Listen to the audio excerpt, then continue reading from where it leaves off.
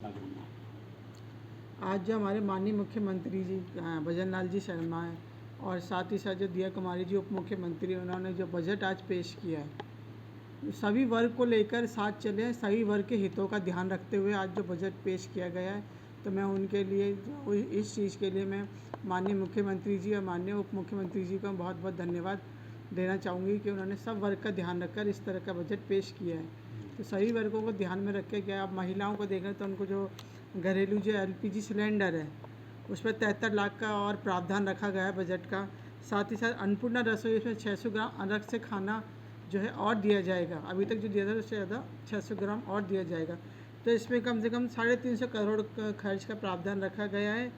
पानी बिजली है जो, इसके लिए उदय योजना का लागू की गई है। साथ ही साथ महिलाएं बच्चे जो इस पर जो पानी बिजली उदय योजना चालू की गई है, इसमें 62,400 करोड़ का प्रावधान रखा गया है।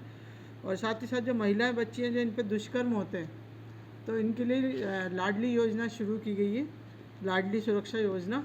साथ ही साथ रानीबाई सुरक्षा प्रशिक्षण, इसको विशेष तौर पर जो है ये चालू करेंगे, ताकि जो महिलाएं हैं, जो बच्चियां हैं, जो अकेले निकलने में डरती है, तो वो अपनी सुरक्षा खुद ये प्रशिक्षण लेकर और अपनी सुरक्षा जो खुद कर सके। इसी के साथ आईटीआई पॉलीटेक्निक कॉलेज ये भी बनेंगे अपने यहाँ पर, और जिसमें जो है इन कॉलेजों में जो लगभग एक वर्ष में 1 लाख भर्तियाँ होंगी। 5 वर्षों में 4 लाख भर्तियों का लक्ष्य रखा गया है, सरकार ने रखा है। और नई पर्यटन नीति है उसको भी लागू किया है। साथ ही साथ डिफेंस मैन्युफैक्चरिंग की स्थापना इसको भी करेंगे। खाटू श्याम जी जो अपना मंदिर है, धार्मिक स्थल है, तो उस पर 100 करोड़ का बजट का जो है प्रावधान उसमें दिया गया है।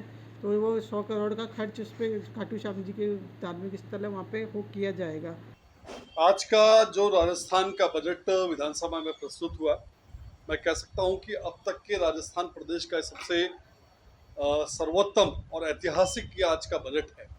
क्योंकि जिस प्रकार से विकसित भारत, हमारा देश जिस प्रकार से माननीय मोदी जी के नेतृत्व में बढ़ रहा है, और उस विकसित भारत के अवधारणा पर जिस प्रकार से केंद्र का बजट आया, ठीक उसी प्रकार से हमारा अग्रणी राजस्थान इस तर्ज पर आज का हमारा बजट प्रस्तुत हुआ। और ये बजट मैं कह सकता हूँ कि सर्व जन सुखाय सर्वजन हिताय की जो पंक्ति है उसको बिल्कुल चरितार्थ करता है। बजट के अंदर जितने भी हमारे वर्ग हैं, चाहे वो युवा वर्ग हो, चाहे महिला वर्ग हो, चाहे कृषक वर्ग हो, चाहे हमारे खिलाड़ी हो, उन सब को समाहित करते हुए एक बहुत ही संतुलित और उन सबके विकसित करने का एक बड़ा बजट आज प्रस्तुत हुआ।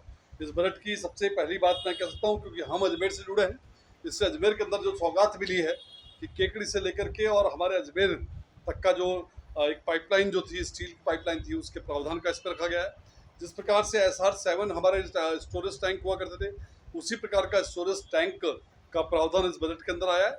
तो निश्चित रूप से हम ये मान के चल सकते हैं कि जो अजमेर की पेयजल समस्या जो कई लंबे समय से जो लंबित चल रही है, उस पर कहीं ना कहीं एक बहुत बड़ा इस बजट में प्रावधान किया, और आने वाले दिनों में इसकी समस्या का समाधान हमको देखने को मिलेगा।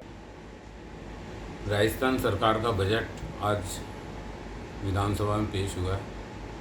लोगों को बहुत उम्मीद बनाई थी। लोगों ने इनके झूठे आश्वासन पर एक बार जो है राजस्थान में पुनः सत्ता लाए, जिसका परिणाम ये निकला कि पहला ही बजट इनका झूठा साबित हुआ है, जिसमें जो बेरोजगारों को रोज़गार देने की बात कही थी, कहीं भी रोज़गार की बात नहीं कही है। जहाँ केंद्र से लेकर राज्य के अंदर इनकी सरकार होने के बाद ये अपने वादे पर खरे नहीं उतरे। महंगाई कमर तोड़ है, रसोई का बजट बिगड़ा हुआ है, उसमें इन्होंने कोई सुधार नहीं किया है, कोई महंगाई कम करने की बात नहीं की है।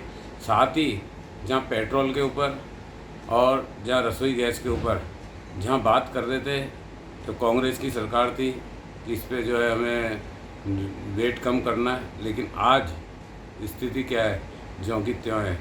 क्योंकि कथनी और करनी में फ़र्क है भारतीय जनता पार्टी की, और भारतीय जनता पार्टी का जो बजट आया है ये बिल्कुल निराधार है, और इसके अंदर किसी भी आम आदमी का कोई फ़ायदा नहीं है।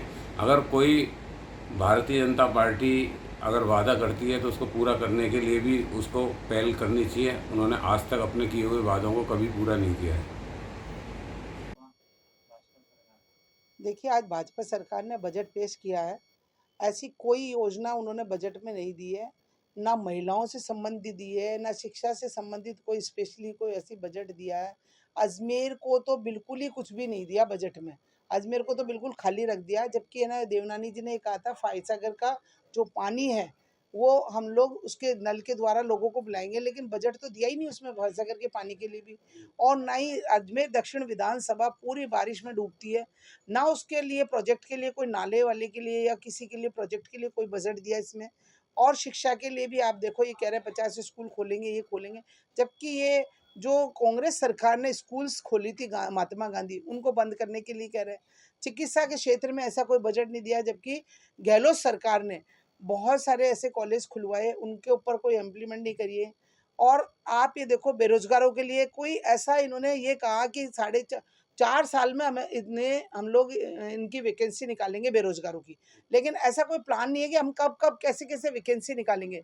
4 साल बहुत बड़े होते हैं। आज आप मान लीजिए कोई अभी किसी की उम्र है तो 4 साल में कौन सी वैकेंसी निकलेगी नहीं निकलेगी कुछ पता ही नहीं है।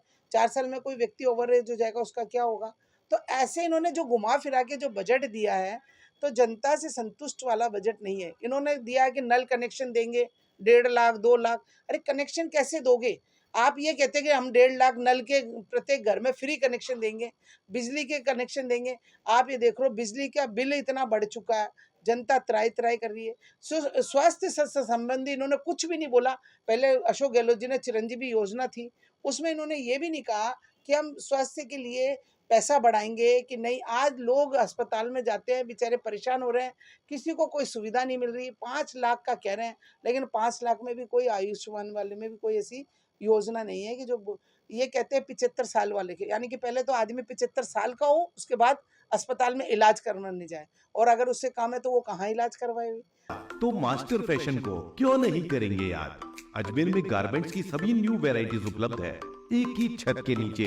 Jeans, T shirt, lower, track suit, coat, blazer, pant, shirt और भी बहुत कुछ। ऐसा फैशन जो बढ़ाए आपका लुक और रखे आपको जमाने से 2 कदम आगे।